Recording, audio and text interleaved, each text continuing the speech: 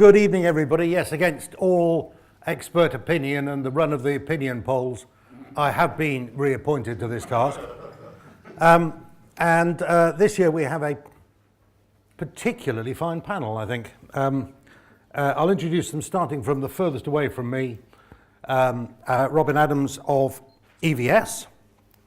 You know all these people, but you know, politeness dictates that I introduce them. From BBC S&P, Keith Nicholas. Neil Maycock, who currently works for Quantel and Snell. What they will be called in the fullness of time, nobody knows. And I've asked him and he doesn't know either. And then closest to me, somebody who may be a slightly unfamiliar face to some of you, this year's NAB Virgin. Not the sacrificial virgin, you understand.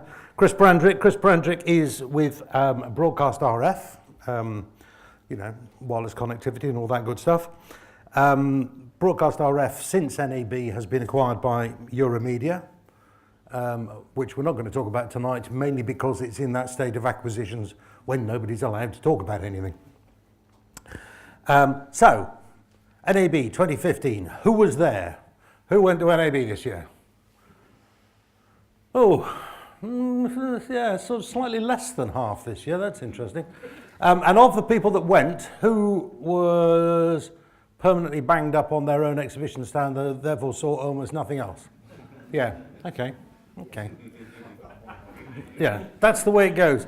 The fact that all you did was stand there and answer questions from customers is good news, because you know what customers are saying.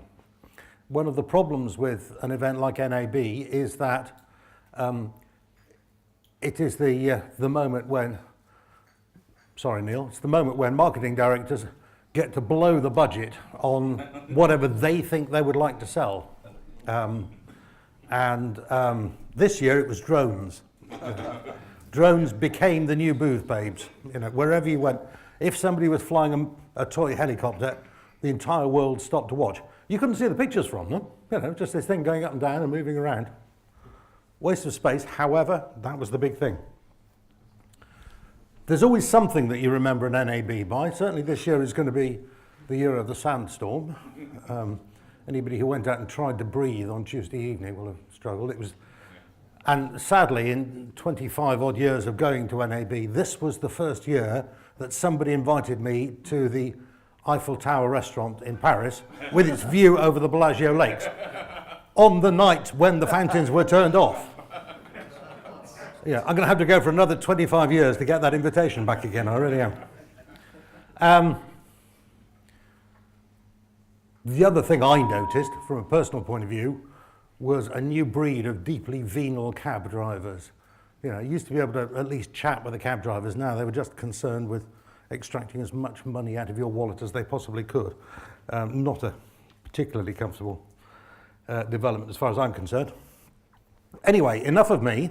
What we're going to do, as usual, is invite each member of the panel to reflect on their NABs, what people were talking about, what the hot topics were, what the hot topics that they were trying to flog that nobody cared about were, what they were shopping for, what they were trying to sell. There will be a gong sounded every time the word cloud is mentioned, and it's definitely 3 strikes and you're out. Let's press on. Let's see what the impressions were, and I think we'll start in the order I introduced them. So, not least because he turned up with crib sheets.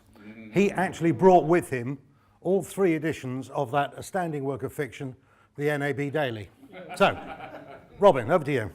Thank you very much. And yeah, unaccustomed as I am to public speaking and all that, I did bring some crib sheets because it was a few weeks ago, and I was very interested to remind myself of what the press were saying.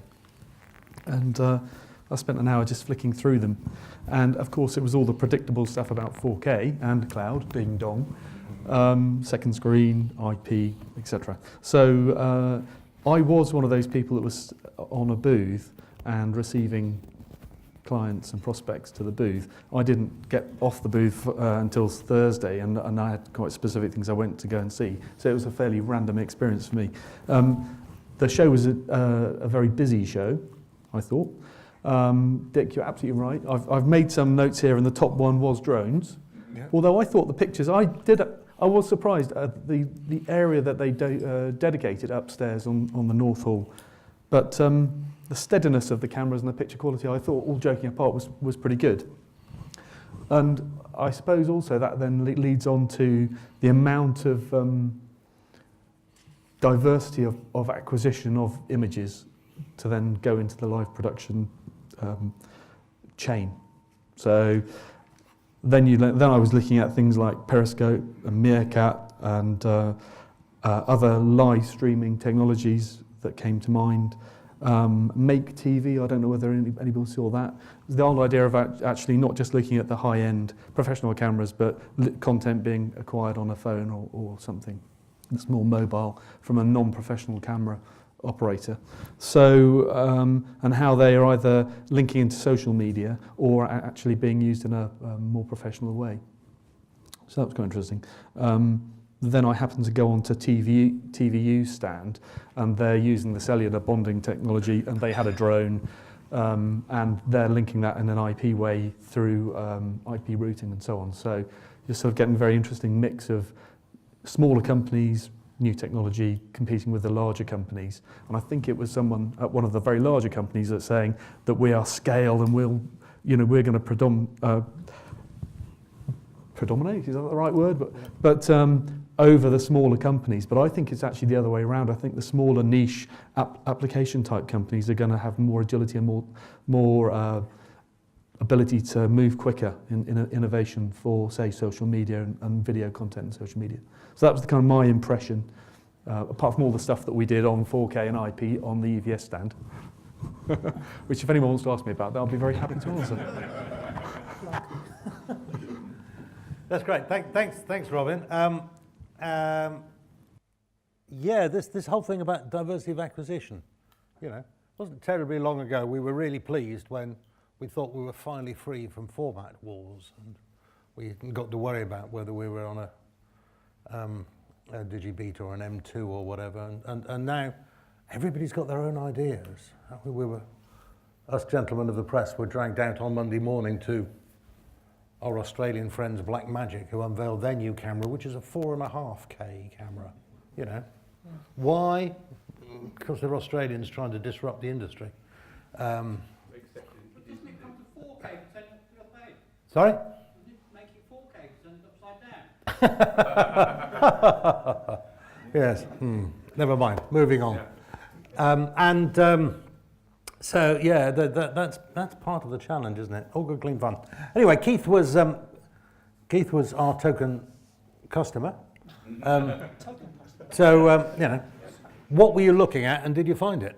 Okay, well, I'll start with a disclaimer. I work for a commercial wing of the BBC called BBC Studios and Post-Production. So whilst we have the BBC moniker at the beginning of our title, my views do not necessarily represent those of the wider BBC. On that theme, I'd also like to thank the IABM for their UK landing party on Saturday night and ask them to keep the bar open a bit longer, because as I was on BBC Expenses, it's the only way I get a drink when I'm at NAB. I've been going to the show for 17 years, pretty much non-stop. I missed the last 2 years for various reasons. Shows changed quite a lot over that period of time. It used to be about products, physical products that you could look at, and it's turned more and more into a demonstration of software. So you go around stands and it's not until you look at the screen and try and understand what the workflow on there is trying to demonstrate to you that you understand what the product is. But the product is primarily software. Spent a long time walking around, I was going to say all the halls, but because I was wearing new shoes, I ended up with blisters at the end of day one. So I ended up spending most of my time in Southall. Which is where most of the vendors that I was interested in were there, and I apologise to certain people who were over in North Hall. I did get over there once. If I didn't get to see you, I'll make it next year, assuming I go. if there were any parallels to draw with the show, it was for me that it was very much like the show of 2000 when HD came out. The show for me was very much about 4K, and I remember going to the show, one of the first times I went, probably in 98, 99, 2000. America was adopting HD. Europe was falling some way behind because we had PAL, which was better than NTSC to start with. But everyone was showing HD and what was possible with HD. They were keen to show you what the pictures were like, but all the problems that they faced in 2000, like how you move it around, file sizes, and so on, bandwidth, how you actually got it to the consumer, were big issues in 2000 with HD as they are today with 4K. So lots and lots of products that could allow you to acquire HD, but I know from my own experience, because we work with 4K at studios and post-production, is that acquiring it is the quick bit. When you want to start post-producing it or doing some restoration or moving it around, you start to move into multiples of real time before you can do anything.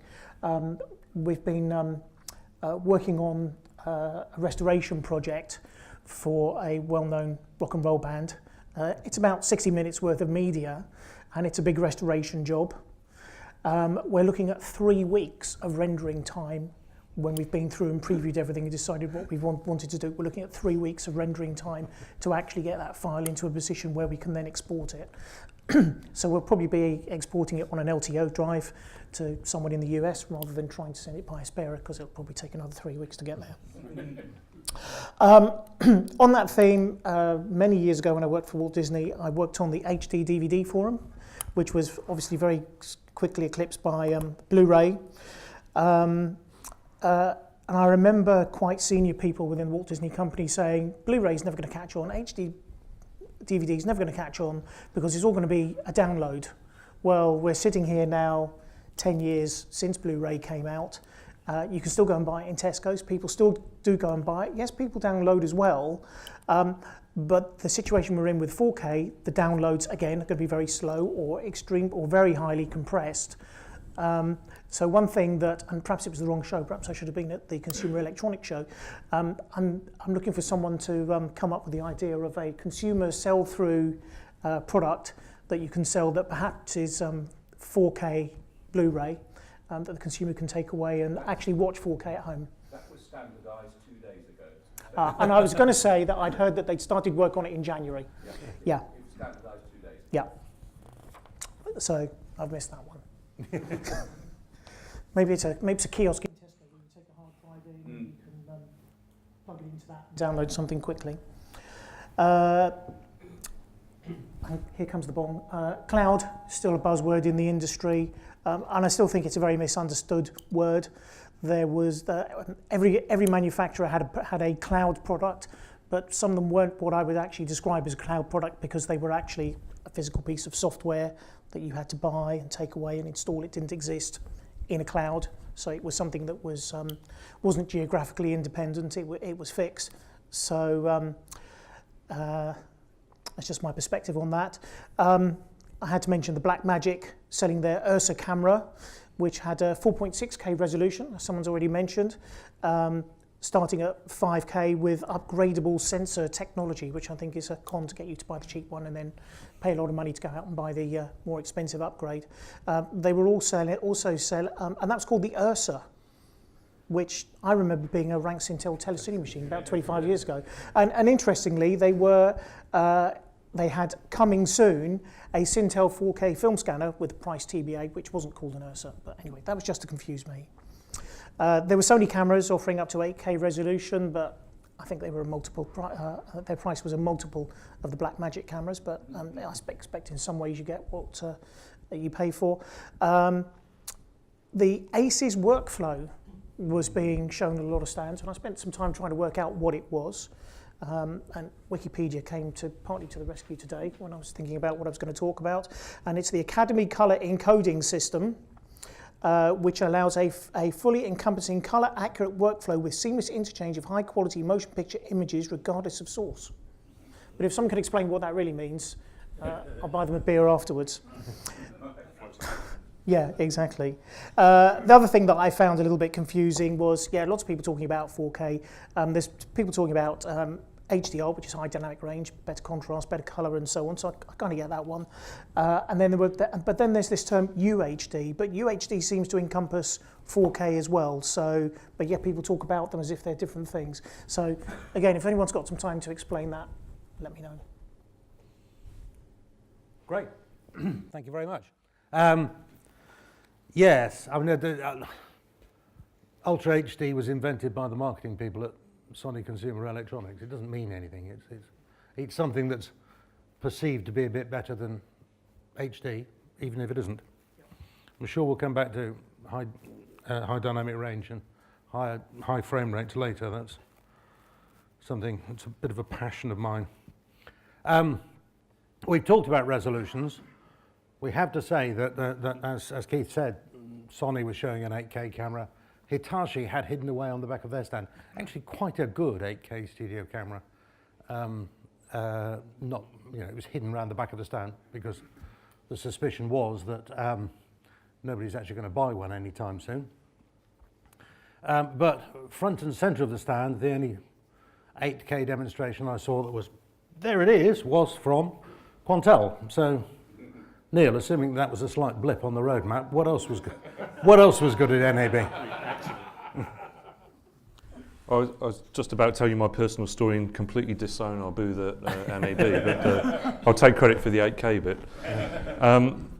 So I wanted to just talk a little bit about my personal experience of NAB because it was definitely unique compared with other years.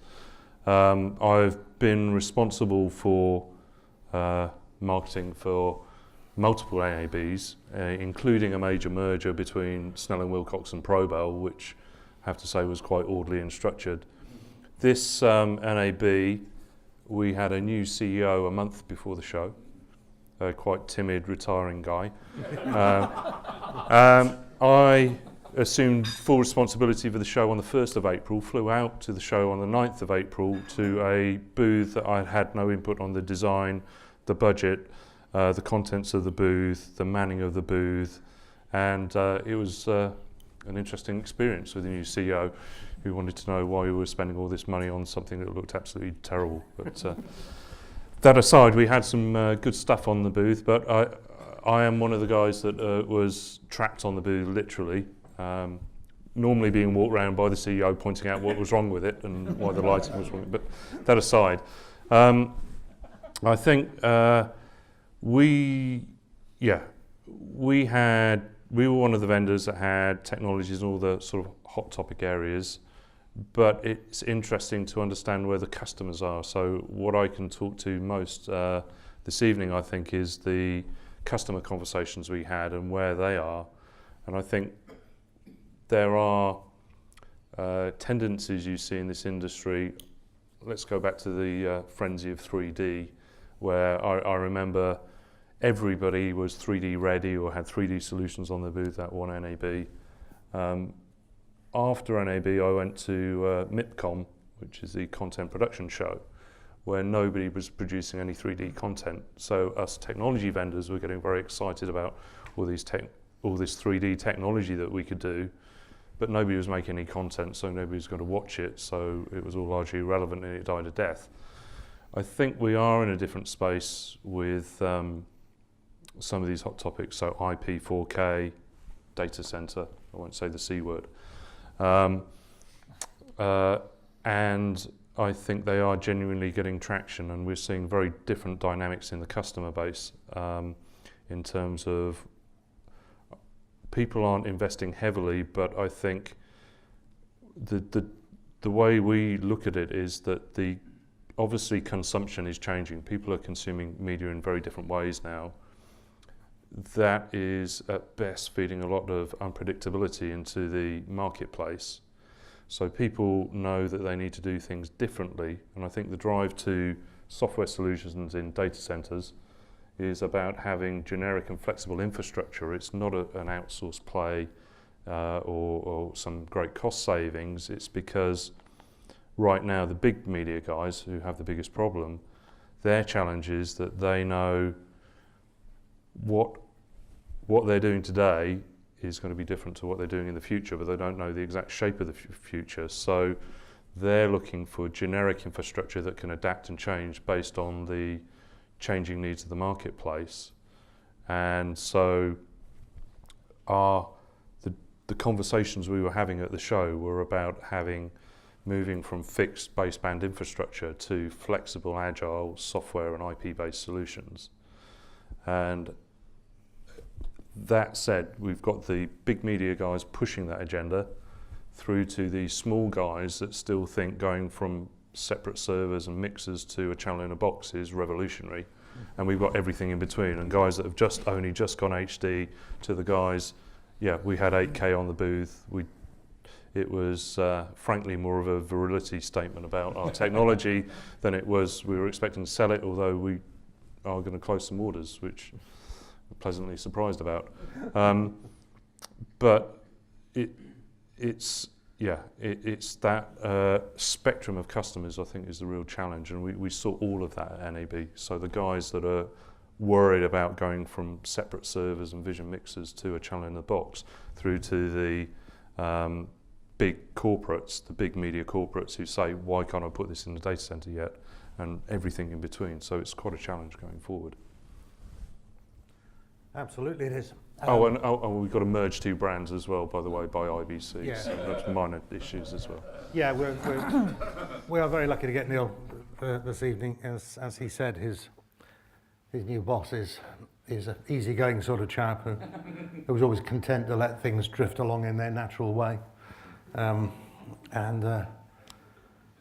Yes, 4 months from now, IBC will be done and we'll know all of these things. Brilliant, excellent, thank you very much. This thing about what do we mean by cloud, we might investigate that later. I think most people, when they use the word cloud, don't actually know what it means. Maybe we don't know what it means, I don't know. Anyway, I was abusive about drones earlier, but getting the signal from a drone down to the ground and things like getting signal from fast-moving cycles rushing around a track to somewhere where you can use them is the business of Chris. So, tell us what you thought of NAB this year. Well, for those of you that don't know us, we're a RF equipment hire company specialising solely in integrating wireless camera technology into the broadcast world. So NAB, what did I see? Drones, many drones. Something that, although we have provided live links from drones, it's very difficult to get excited about because of the red tape around the permissions to fly these things. You have to cordon off a 500 metre square area just to go up 100 metres and get a nice shot that you could probably get off a building somewhere. So it's very difficult as an RF company to get excited about drones, although we do drones, but just not in the live sporting industry as yet. What else did I see? Well, not a lot, because I'm a commercial guy, so I was doing the night shift. Our technical guys were doing the day shift, so when I eventually turned up at the show, we did start painting our roadmap towards 4K wireless cameras. So that was very surprising for us, because pre-show, we didn't really have a clue, although all the broadcasters were asking us where it's going, what can you deliver, and it was a bit of a shrug of the shoulders, and we didn't really have a clue where we were going. We managed to find a 4K encoder, managed to find a 4K decoder, and we managed to find the various components to all put together to make a 4K wireless camera. So that will be coming to the industry soon, we hope, assuming when the products get delivered, we can put them all together in the chain and it actually works. What else did we see? Mine's gone blank now. So Las Vegas for me as a sales guy is a brilliant place to just, a 10-hour flight and you've got all your customers under one roof. So commercially, it's a brilliant opportunity. To see the guys and girls that I saw at NAB, to visit them in their own offices dotted around Europe is very difficult. So to spend a week away from the family in the the dark lit lights of NAB and Las Vegas and everything it can offer you is pretty good. But as you can imagine, the sunglasses were used in full effect the following days of the show. Yeah, that's pretty much it for me. It was a bit vague and I can't remember a lot, but you know, that's what happened at NAB for me. That's great, yeah, and we sort of bookended those presentations with an interesting point. Robin said the show was very busy. Chris made the point that all the people he needed to talk to were in one place, and that's really why we go to big events. However, and this is my personal bugbear, I'm sick of the NAB authorities lying to us. You know, they told us this year that the attendance was up about 4.5%, 103,000 people. They have absolutely no justification for those numbers, and it really is time that they were held to account. You know, we know we go to NAB because a lot of good people are there, and we will continue to go. But you don't need to snow us. You know, you could tell us what's really happening. IBC put up a reasonable case for their numbers being accurate. NAB, it's pure guesswork. So if there was anybody from IABM here, I would say what I always say, you know, you guys have got to go and nail them. Hope they're watching the video. Okay, so I would love to pick up on a couple of points. Any questions from the floor before I start the debate going? MC. I'd be very interested. We've got 3 manufacturers and a customer. How much of their annual turnover / spending budget do you think will be spent on all this exciting technology? And how many years before that number reaches more than 50% of their spend? Now, the reason for saying this, we get excited about all the wrong things, I think. So,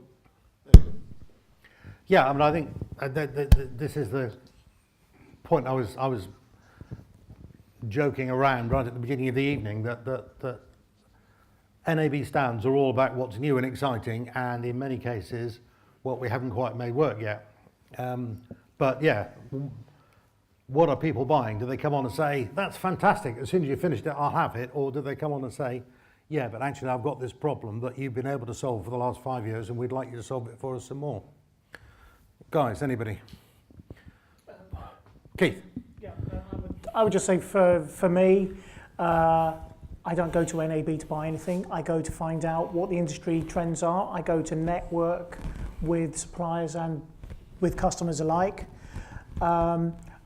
I have to say it's quite easy to get drawn into a manufacturer or supplier's booth, and they want to do a, sorry to say this, they want to do a 15 or a 20-minute demonstration of their latest product, and you're in the middle of a show where there's another stand over there that's very loud, and it's not really the right environment to do that. So I have to be quite honest and disappoint all the suppliers here and say that probably 10 minutes into that demonstration, I say, no, this is great, this is really interesting, but can we talk about it back when I get back to the UK? So that's about as deep as I go at the show.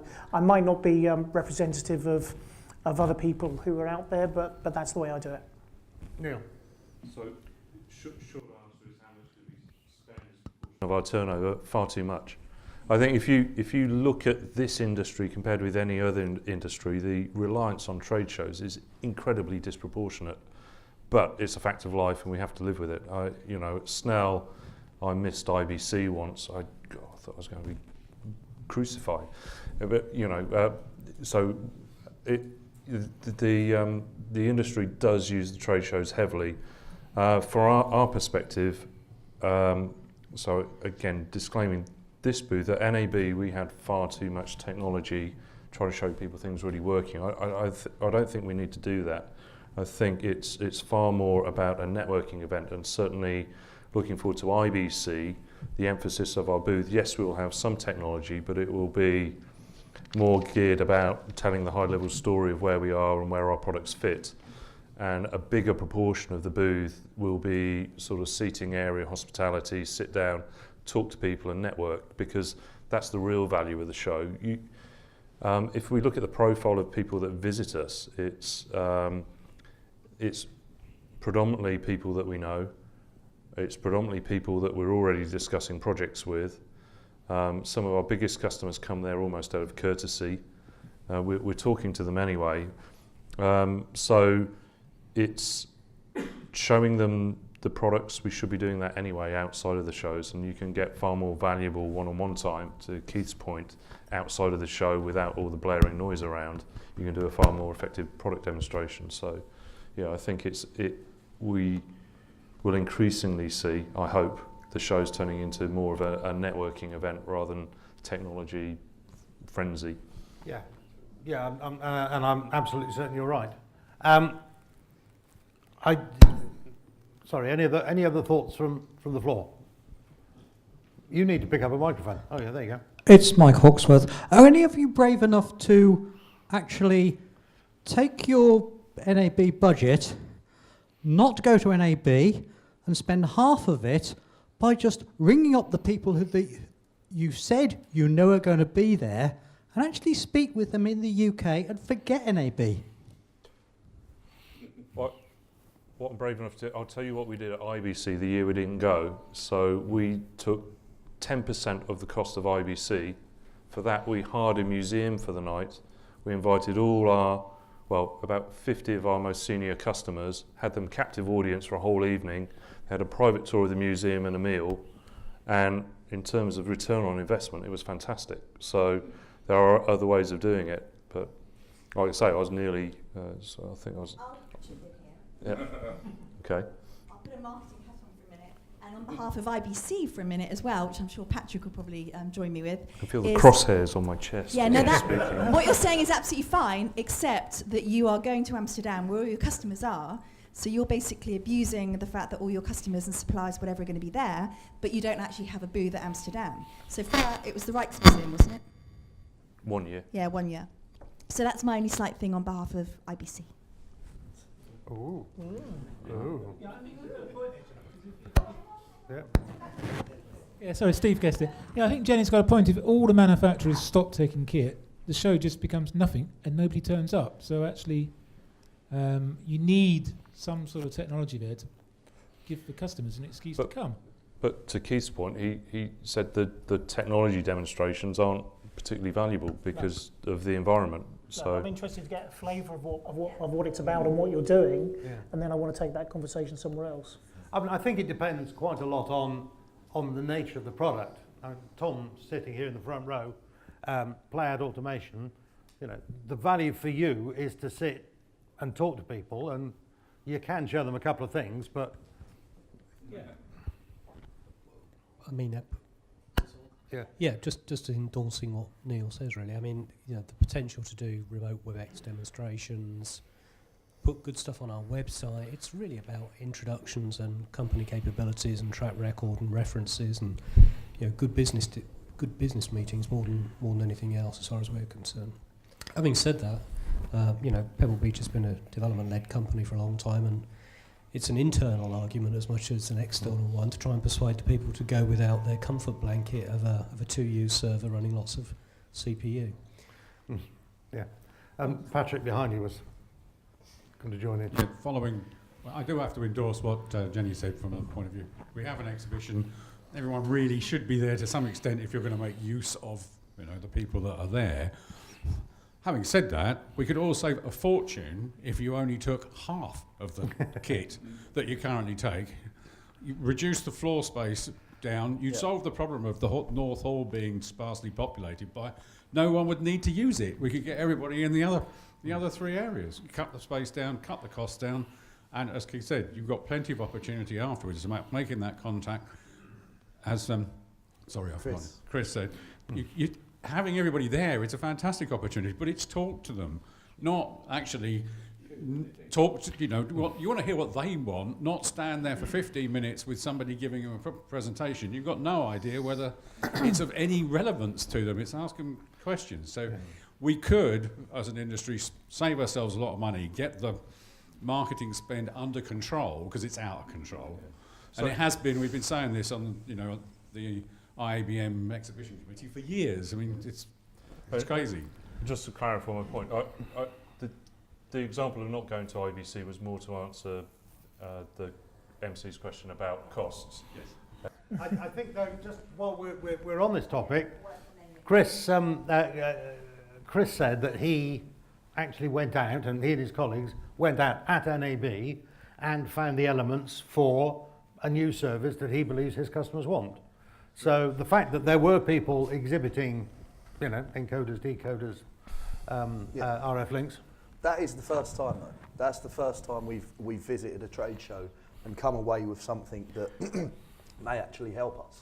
You know, we've got a niche market, so there's only a few different people that are our suppliers, if you like, and any other suppliers want us to be their customer, but we pretty much have our Cobham, Vislink, Gigawave equipment, and that's it.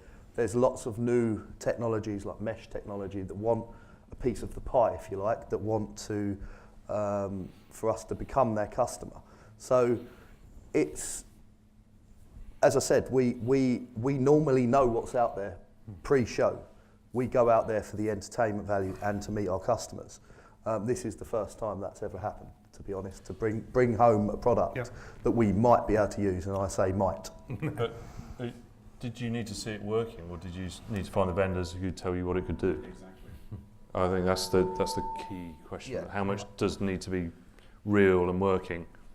I mean, I'll give you another stat. So we ship 6 tons of freight of product, which is crazy. My budget's not as big as his. Norman first, and then. I just want to. Can you hear me? Yeah. Oh, good.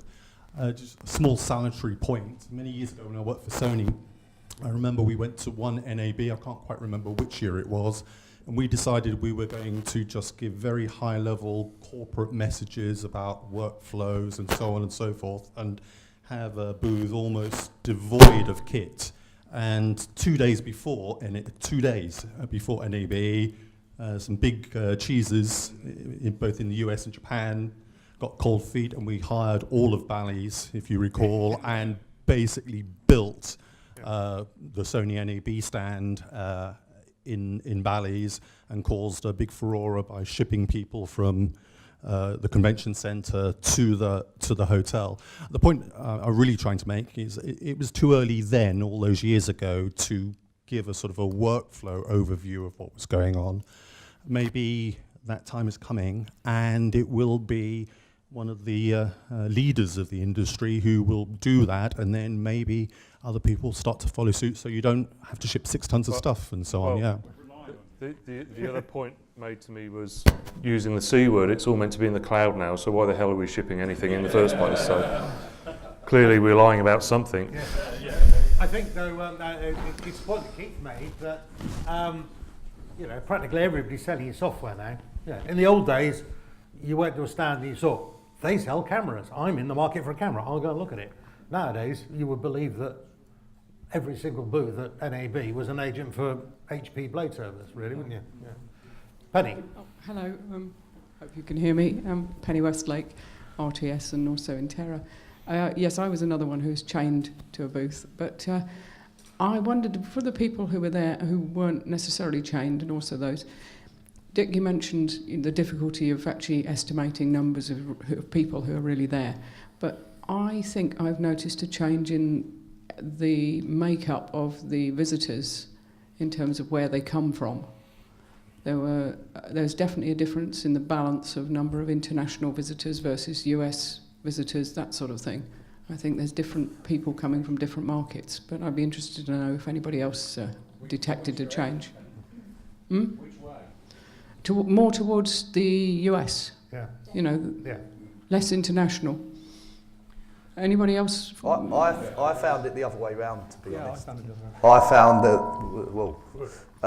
there was a lot more international people there that I saw, and in fact, in our industry, there wasn't that many US companies. There was, there was 2 of our competition that I didn't even see, and I always see them every year. So I certainly found it the other way round. Robin, you? Only that I was going to make a couple of points, going back to Penny's question as well as MC's. I actually phoned the CMO and asked him what he thought of his investment, knowing I was going to be here. So, and his reflection was this, that we actually saw people, a different makeup of the type of people. So it wasn't the regular broadcasters, it was also rights holders and content owners. So I think that the mix and the profile of the attendees has changed. Secondly, I think it also depends on where you're coming from. And MC, we already invest over half of our revenue in R&D, and so we're very strong in innovation. And that means that if you're at a show, it gives you that twice a year, a big point in time to show people what they've informed you is what they want. Hopefully you've then developed it and showing it to them. And so if you do that on a regular basis, then that can prove to them that you're a trusted supplier. This is what you asked for, is this what you meant? And so I think that cycle is very worthwhile, actually. Yeah, that's a very good point. That's certainly worth considering. I just want to take us back to some of the technology. And again, it's a point that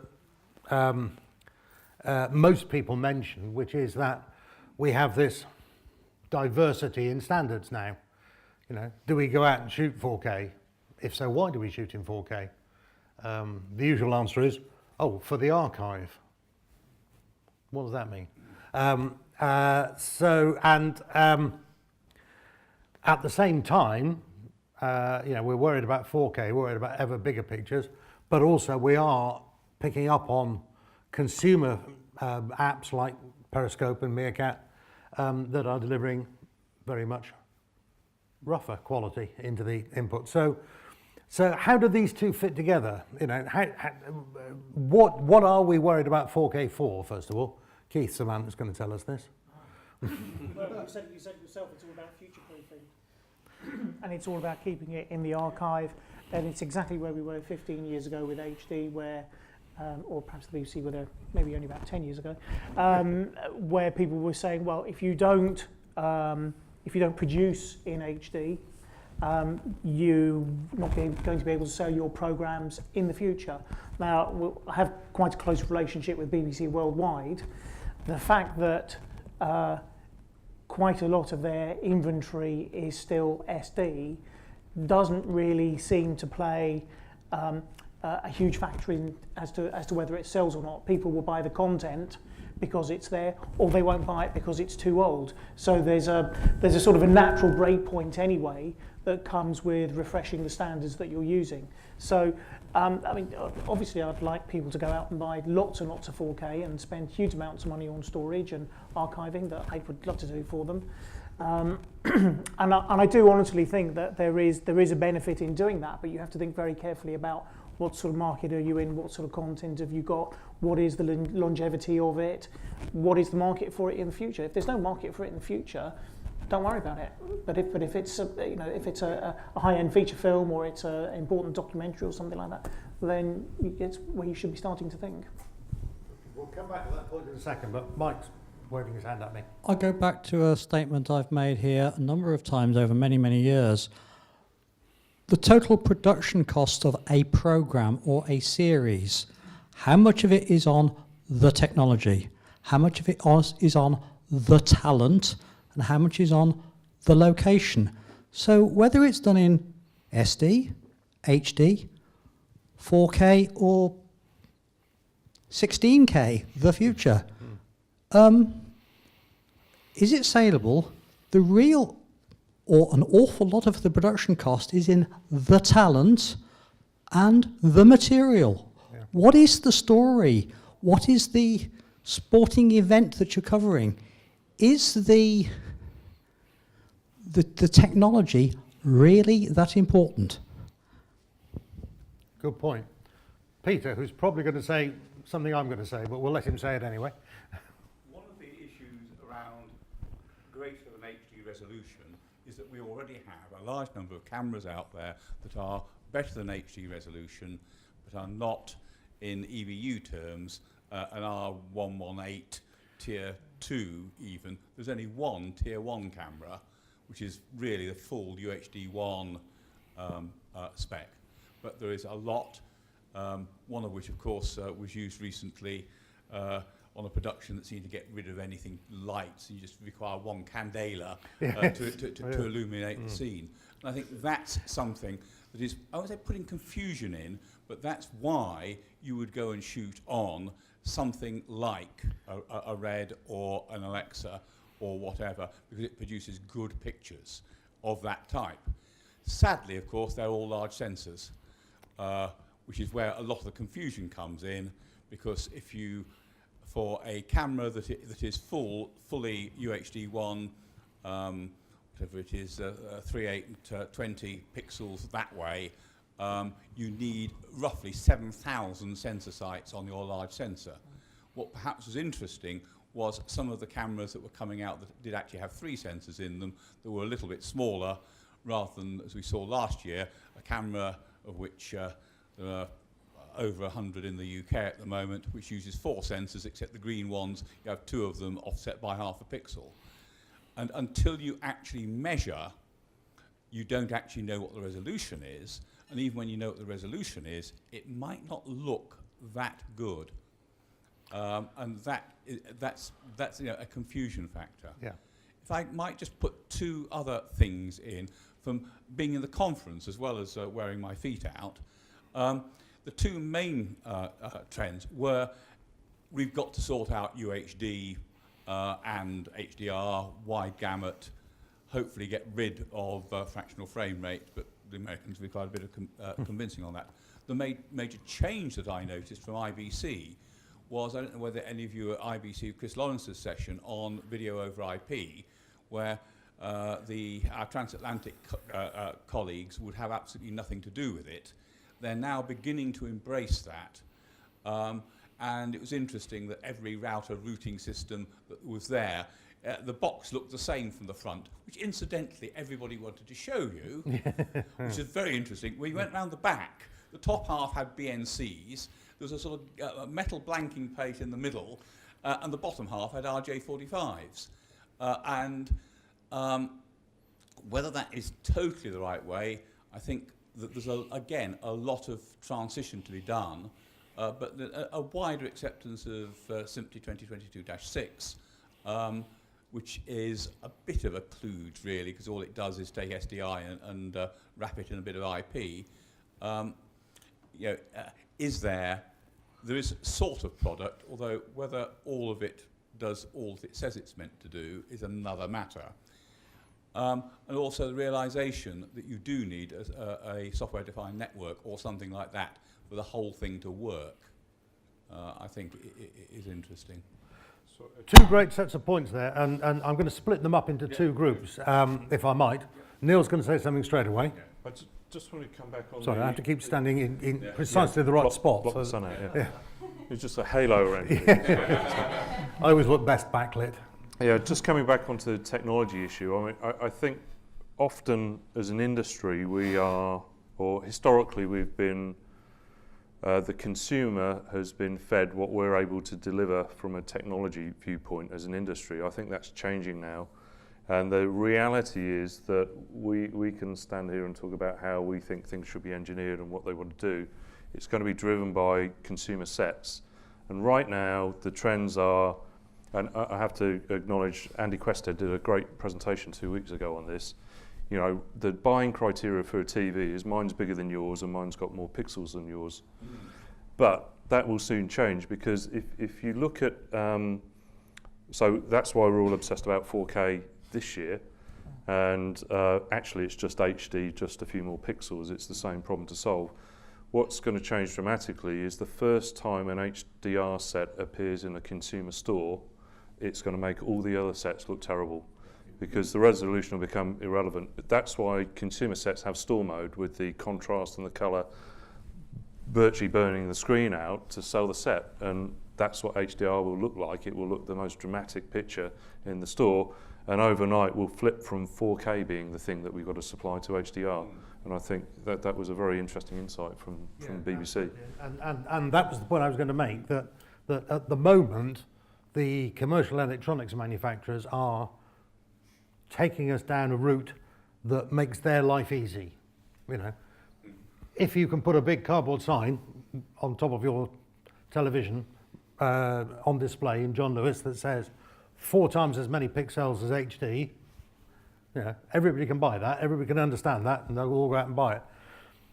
We should definitely be talking high dynamic range, because that makes a stunning amount of difference. We should definitely be talking about high frame rates, because that, you know, the perceived sharpness by having HD, but with twice as many pictures a second, is vast. And if you've never had the chance to see it, honestly, it is unbelievable how good it is. So at the moment, the consumer electronics manufacturers are making us, you know, throw 4 times as many pixels at the problem. Actually, the solutions lie in other areas. And you know, you made the point about Wolf Hall, where, you know, it was lit with a couple of candles. You can only do that with high dynamic range. Well, it has to be squashed up a bit to be broadcast, but one day we won't need to. One day we'll be able to see that, and it will be stunning. You would also shoot Wolf Hall at 25 frames a second, because that's the way it looks right. But you could have you know, a fast-moving sport at 100 frames a second. You know, 1080p will be fine for that, but 100 frames a second will be stunning. Mike. I kind of go back to the point I raised earlier. I'm a complete non-sport fan, but I hear that Sky, I think, and BT have spent a huge amount of money on football coverage for next season or next however many seasons. Do they specify anything above HD in their contracts? You started on this point a little while ago, and it is a very valid one, that Sky and BT Sport are paying now a couple of million quid for each football match, just for the privilege of having their cameras. You know, the outside broadcast company that's covering it will be charging them less than 100k. So, you know, 5% of the cost of the program, less than 5% of the cost of the program, is the technology. The useful milestone there is that BT Sport and Sky have spent more than the BBC's annual income to produce the equivalent of one day's HD output of the BBC. Yes. I read on, almost certainly on the Sports Video Group's newsletter today, that one of the UK's outside broadcast companies, Arena, is building an 8K ready truck. They're building a truck that is going to be equipped from day one, when it rolls out next month, for 4K, and they claim that the infrastructure is 8K ready. How they know it's 8K ready when even 4K hasn't got any standards, so Lord knows what we're going to do with 8K. But, you know, they claim it's ready. MC again. Yeah, so on the 4K and the high dynamic range, so actually, I don't know if many people were around there. I saw that Dolby monitor showing the high dynamic range. Yeah. Same camera getting HD out as well as high dynamic range. Yeah. That was unbelievable. Yeah. Yeah. And similarly, there was a thing on the Canon booth where they're showing 4K high dynamic range. Yeah. Now, actually, the thing I wanted to go back to my original question is, the technology is always exciting and we go and see it. What we're doing as manufacturers is paying a huge amount of money for the privilege of showing it to a few people. Now, I know for a fact that a lot of my customers said that they would like 10 people to see what we were showing, but only one was going to the show. So it was that down to, I think the technology is wonderful, we can debate this. Perhaps we're not acknowledging that on the one hand, the consumer manufacturers are hijacking our technology roadmaps, and on the other hand, NAB is hijacking our marketing budgets. and really what my question was again was, what's the ratio of the revenue you expect to get from this new technology? And I even gave it 5 years. So if anybody wants to have a guess at saying, in 5 years, would you really be buying 50% 4K? Would you really be selling 50% 4K? Or would you be saying, here's 32K? So it's just a question. I mean, you know. I think for us at the time, the issue is that if you're not talking, like, let me take the 8K example, because that's a little further out. So for the post-market in film, I think the global market for our HK colour finishing system is probably 4 systems right now. But the fact that we're talking about it is fueling the market for the 2K and the 4K systems.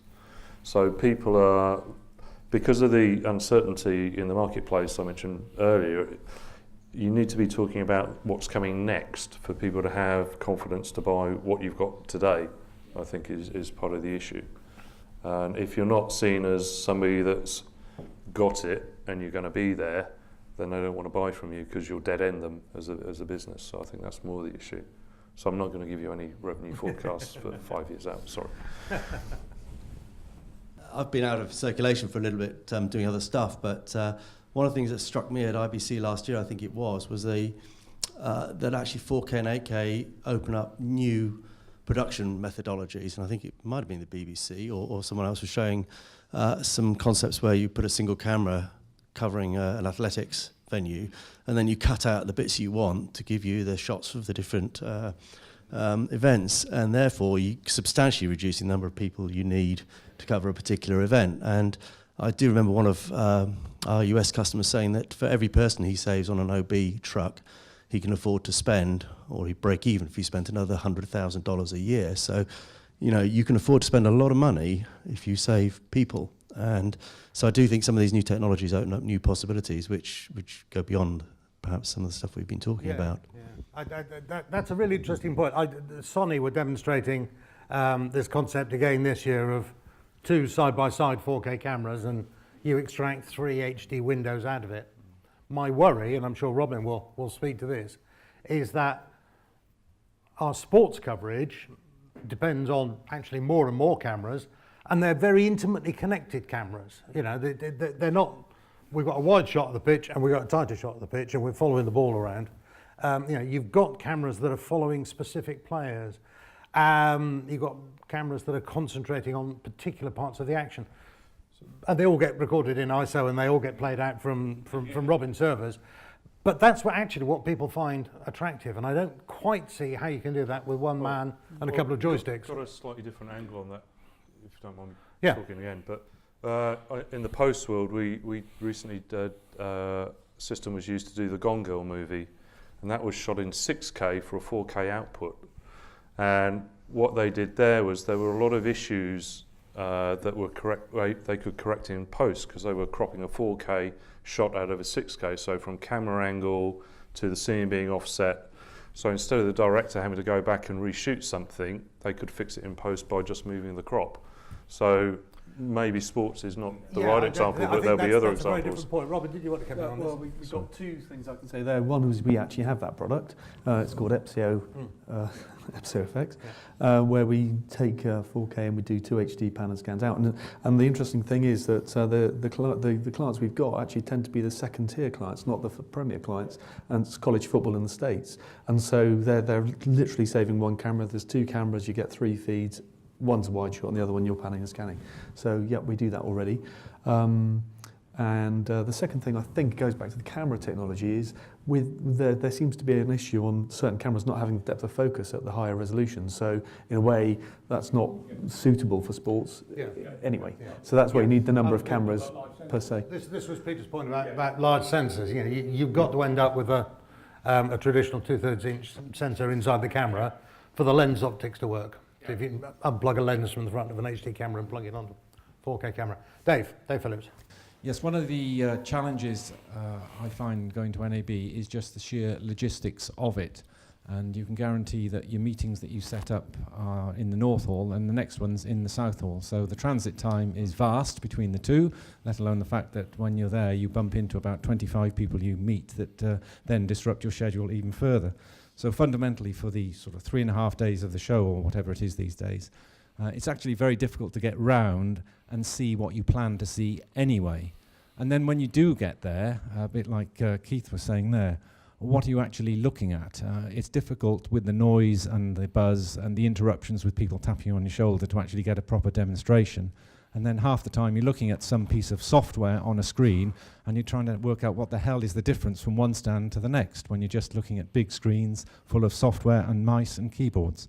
So in terms of an exhibition, I'm not sure it really serves what it used to be able to serve, and it's much more different now, I think, the dynamics of the market, and it is much more of a networking event, and there doesn't need to be so much kit at the show.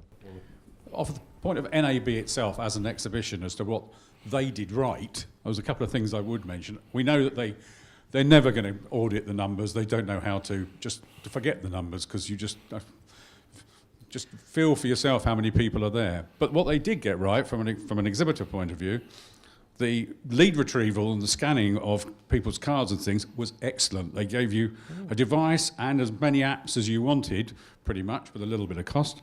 But you could scan people's cards really easily and download the information. That worked really well, much better than the Touch and Connect that we had at IBC, which fortunately is not going to happen again. The app was the other thing. The app that they gave for the show worked really well. Oh, right. You could find your way around with the app and plan your way around. That was excellent. They did that. Those two things they got really right. I just want to pull us back to the other point that Peter made about 10 minutes ago about IP connectivity. And you mentioned that people we used to think of as router suppliers are now having a box with the same front panel, but round the back there's a wodge of RJ45s. Why would anybody do that? When you go across to Mr. Juniper or Mr. Cisco or whatever, yeah, you do it because you've got to keep the Quantel cricket team in cream buns. I know why. But, you know, if you can go out and buy something that is, you know, going to give you the deterministic performance that you need from a company that makes them literally by the million, why would you do that? Neil will tell us. Yeah. So our position on this is that if you're going to invest in IP infrastructure, you want off-the-shelf generic IT infrastructure, so you get on that innovation curve, which is, I think, 3 orders of magnitude bigger than the market for sort of routing switches in the broadcast market. So you want to be on that innovation curve.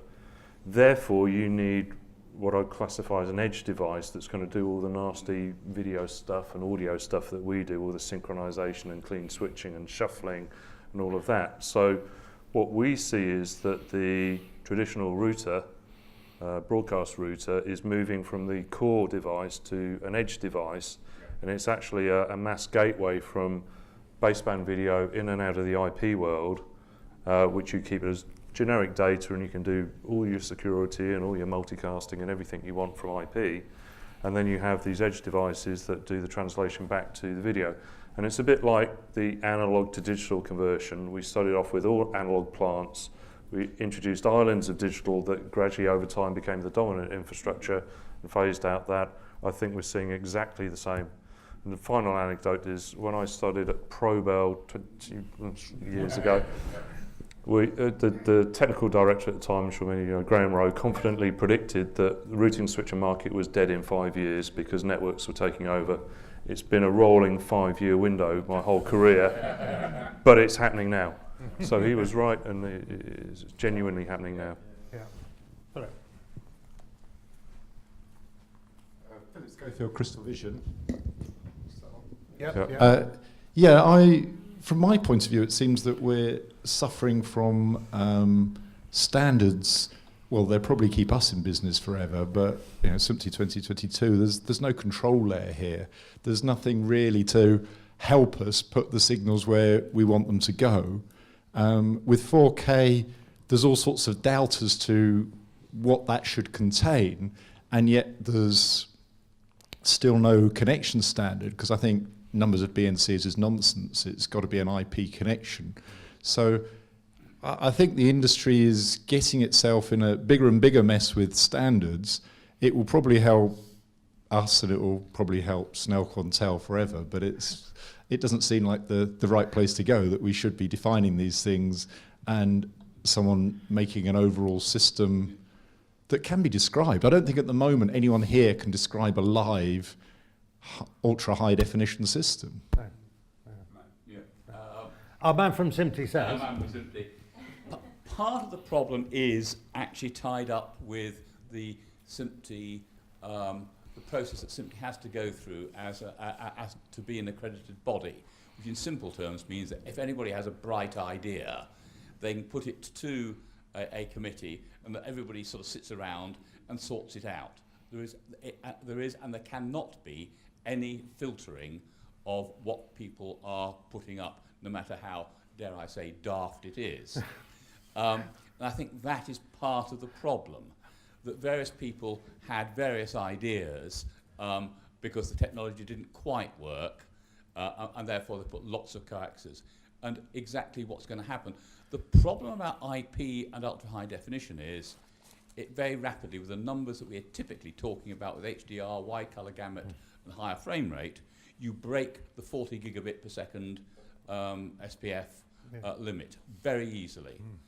But what we're wanting, I think, there, as we will want in the HD, is to encapsulate video in IP, audio in IP, metadata in IP, which is what BBC have been saying for a few years. That looks fairly likely in the work that Thomas Edwards has done at Fox, which is really this profile, that profile, that profile of these RFCs, and the Thomas Fox invention that takes vertical interval data, metadata, and that might well work. The issue is, do you build your facility tomorrow using a mixture of SDI and 2022-6, or do you wait for this componentized IP encapsulation to come in? But UHD, the numbers that we're talking about, breaks 40 gigabits per second, which is where it's cheap-ish. Well, yeah. And you know, it's not just the IP encapsulation bit that isn't standardized, because we don't know what ultra-high definition television is yet. Anyway, Philip again. Yeah, I think that's the essence of it. If you look at the computer industry, they do get standards. There's somebody that makes the decision, and everyone does what they're supposed to do. At the moment, from a broadcaster's point of view, and for the broadcasters come and talk to the manufacturers and ask what they should do, and the manufacturers go to the broadcasters and ask them what they should do. There's everything here can be done now, but there's just no decisions being made, so we're wandering off with people trying things. Well, yeah, I think that all of the above applies, frankly. But also, we are being pulled sideways by the consumer electronics manufacturers who want us simultaneously to help them sell new tellies in John Lewis and also support a new model of smartphone that comes out every week. So, you know, we are being pulled in an impossible number of directions. And it's carry on like that. Yeah, absolutely. We're getting close towards the moment when I will be absolutely desperate for another glass of wine.